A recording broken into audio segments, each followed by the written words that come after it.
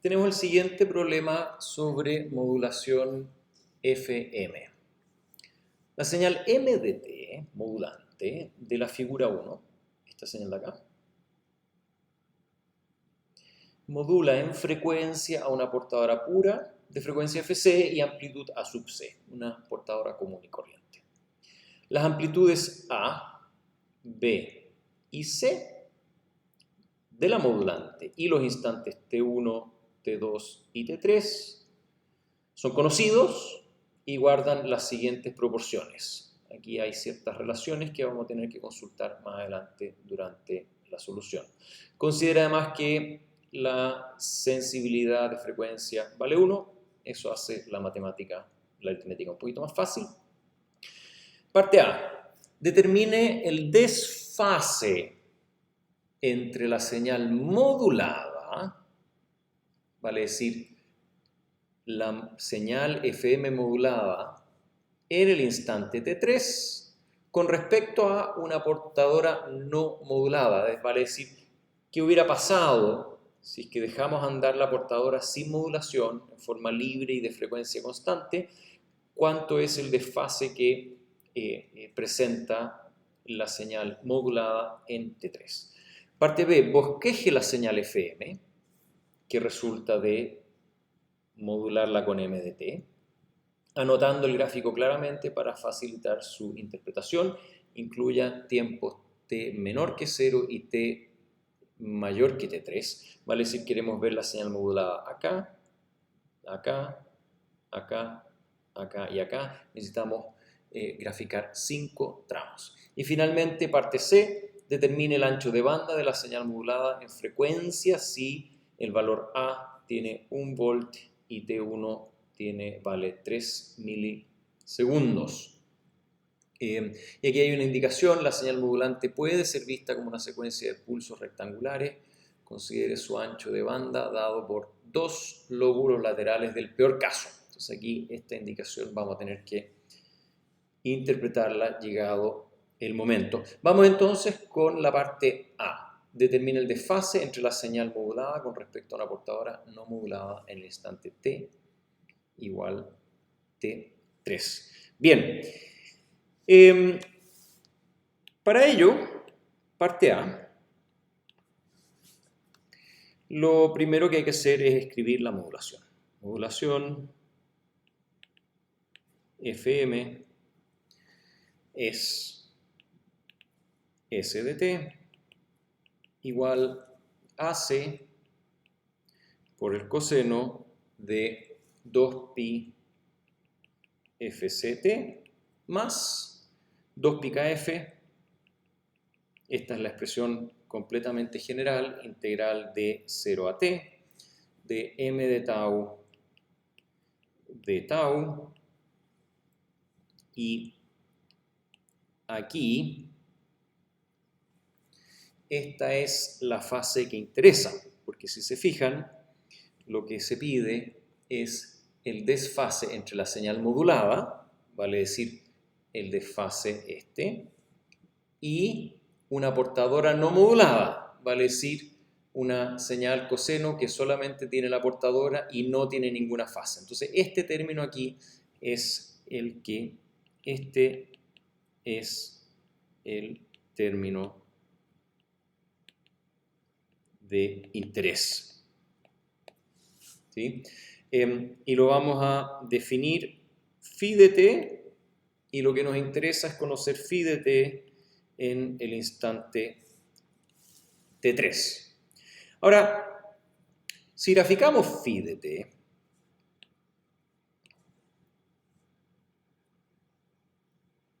voy a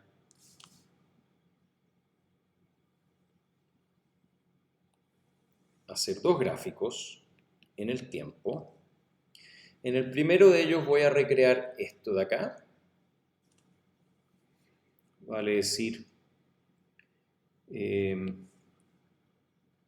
la señal modulante. Generalmente usamos el color rojo para la señal modulante. Baja a valor negativo. Se queda en valor negativo y después baja a un valor positivo por menos duración y menos amplitud, al menos visualmente. Esta es la señal modulante M de t. Y después vamos a graficar la señal phi de t, que acá con este código color ya anunciamos que puede ser celeste. Entonces phi de t hasta el instante t1 crece. ¿Por qué? Porque es básicamente la integral de una constante. Después esa constante se vuelve negativa, por lo tanto phi de t comienza a decrecer. Y no tenemos ningún motivo para el cual asumir a priori que no puede cruzar por cero, depende de la duración y de la amplitud de este valor negativo. Pero lo que sí sabemos es que eso termina en el instante t1, es decir, acá tenemos que ser cuidadosos de hacer coincidir esto y después tenemos, por ejemplo, una leve recuperación porque aquí la integral suma positivamente, pero no necesariamente supera el valor 0 y llega hasta ahí. ¿Sí? Así que acá tenemos el instante t1, aquí tenemos el instante t2 y aquí tenemos el instante t3. Bien. Ahora, esta integral es bastante simple, entonces podemos en forma muy directa saber de que el valor aquí es a por t1. Eso es bastante evidente. Ahora, en este valor de acá, lo que gana la integral es b veces, donde debiera tal vez aquí poner que este es el valor a, este es el valor b, y aquí hay un valor c, y voy a poner aquí también los niveles de referencia. Perfecto. Bien. Entonces, si esto es b, entonces esta integral que va acumulando acá es b veces la diferencia entre t2 y t1. Entonces, como ya partió en at1, básicamente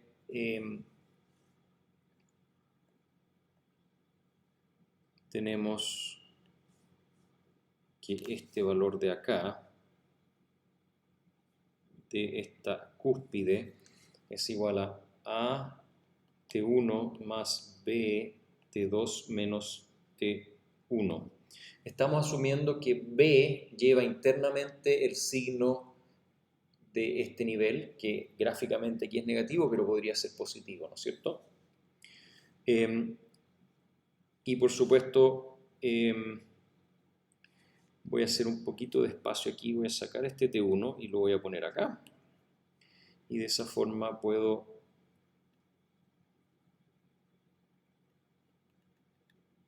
determinar que ese valor de acá, necesito un poquito más de espacio,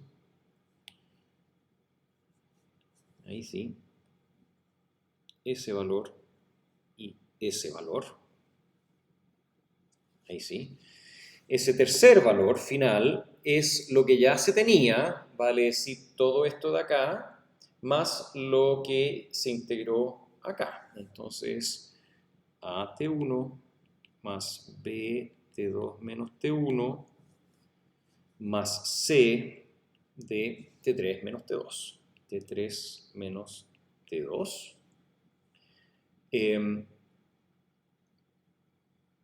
Y en este caso de acá, sabemos que usando la indicación sobre b igual menos a, c igual a medios y estas relaciones entre t2, t3 y t1, sabemos que esto acá lo podemos calcular en forma bastante directa, es igual a menos a por t1.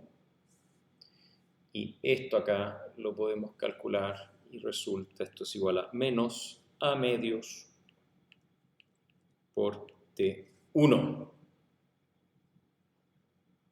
Entonces, la fase phi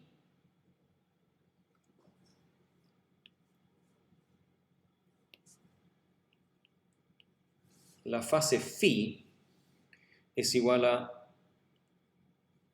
en T3, es igual a 2pi multiplicado por menos A medios T1. Entonces, básicamente el 2 y el A medio se cancelan y queda menos pi a T1. Ese es el valor de phi en T3. Ojo que aquí sobresimplifiqué un poquito, habíamos definido phi como todo esto, el factor 2pi no lo grafiqué aquí. Tal vez para claridad simplemente dejar que estamos graficando phi de t dividido por 2pi. ¿Sí? Eso es la parte A. Vamos a la parte B. Y la parte B dice así: bosqueje la señal FM anotando el gráfico claramente para facilitar su interpretación, incluya todos los tiempos. Entonces, básicamente lo que tenemos que graficar es un coseno que tiene una cierta frecuencia y esa frecuencia va siendo alterada porque la fase crece y decrece y vuelve a crecer en función de esta representación de phi de esta fase. Y ello entonces, parte B, lo podemos hacer con un gráfico. Aquí dibujar a mano alzada no es completamente fácil. Tiempo. Y lo que vamos a hacer es marcar con algún color visible T1, T2 y T3. Y entonces para tiempos pasados tenemos que la sinusoide es común y corriente. Entonces vamos a dibujar aquí un coseno de una cierta frecuencia.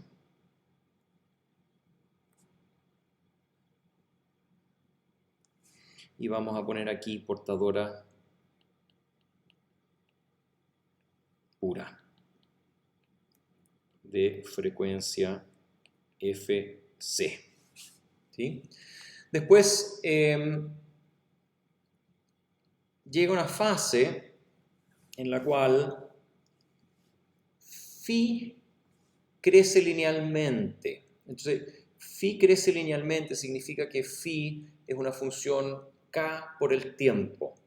¿Sí? Y como aquí tenemos también una constante por el tiempo, básicamente se puede factorizar, ¿no es cierto?, el tiempo, y lo que aparece es como si fuera simplemente una oscilación de una frecuencia ligeramente mayor. Entonces, grafiquemos, voy a usar otro color arbitrariamente. Hasta T1 tenemos una sinusoide de una frecuencia mayor, pero constante. Y también la amplitud es constante, aunque me está costando dibujar una amplitud constante, pero la amplitud es constante. Ups, perdón. Ahora sí. Ahí. Y no tiene por qué llegar a T1 en alguna cúspide, puede ser en cualquier momento intermedio. Después, aquí llega un momento entre T2 y T3, va decreciendo la fase, así que esto es un K negativo por T, que también se puede factorizar y aparece como si fuera una frecuencia menor que Fc. Entonces vamos a usar otro color acá, por ejemplo, naranjo, para graficar una frecuencia mucho más lenta que la verde original. Esto, por supuesto, es muy exagerado. Pero es muy importante tener claridad gráfica y una capacidad de imaginarse las señales en el dominio del tiempo para entender exactamente qué es lo que está ocurriendo con FM. Y finalmente volvemos a un régimen en que la frecuencia es creciente, tal vez no tanto como en este caso, la pendiente aquí es menor, entonces podemos graficarlo con, no sé, por ejemplo, verde claro, donde tenemos una frecuencia entre medio de la frecuencia rosada y la frecuencia verde, que es lo que trata de representar este caso. Y acá, en este punto de aquí, tenemos la fase menos pi AT1 con respecto a una portadora no modulada que calculamos en la parte A. Y después de eso volvemos a tener una modulación de frecuencia FC como era al comienzo. ¿Sí? Esa es la parte B. Para anotar el gráfico podríamos decir sinusoide con frecuencia mayor que FC. Aquí tenemos sinusoide con frecuencia menor que FC. Podemos llamarle F0, podemos llamarle F1, y aquí podemos decir que la frecuencia es mayor que FC, F2 es mayor que FC, pero es a la vez menor que F0, usando el mismo código de colores, es menor que F0, lo había mencionado, y aquí nuevamente tenemos F igual FC. Perfecto. Y finalmente hay una parte C de este problema que dice determine el ancho de banda de la señal modulada con ciertos valores de los parámetros. Y hay una indicación que dice la señal modulante, vale decir, estos tres pulsos puede ser vista como una secuencia de pulsos rectangulares. Aquí hay un rectángulo, aquí hay otro rectángulo y aquí hay otro rectángulo. Considere su ancho de banda, el ancho de banda de la señal M de T, de la modulante, dado por dos lóbulos laterales del peor caso. ¿Qué significa eso? Este rectángulo es el más angosto en el tiempo, por lo tanto es el que el mayor contenido de frecuencia tiene. Así que esta duración T3 menos T2 domina en términos del contenido de frecuencia. Ahora, la transformada de Fourier de un rect, cualquiera de estos tres, es un sinc. Entonces la indicación es use dos lóbulos laterales del peor caso, del sinc más ancho. Y el sinc más ancho es este de aquí. Entonces necesitamos dos lóbulos laterales de este sinc. Y para eso entonces hagamos esa anotación. Parte C, la indicación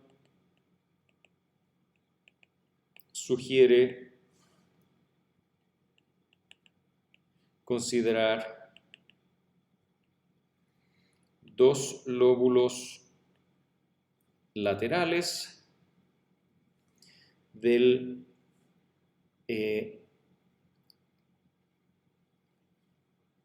espectro de frecuencia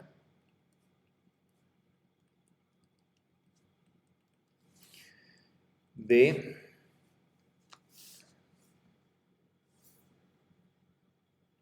el pulso rectangular entre T2 y T3, ¿sí?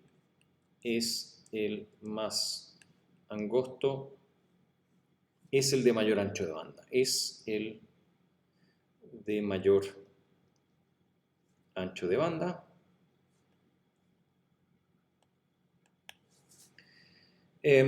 Entonces eso es básicamente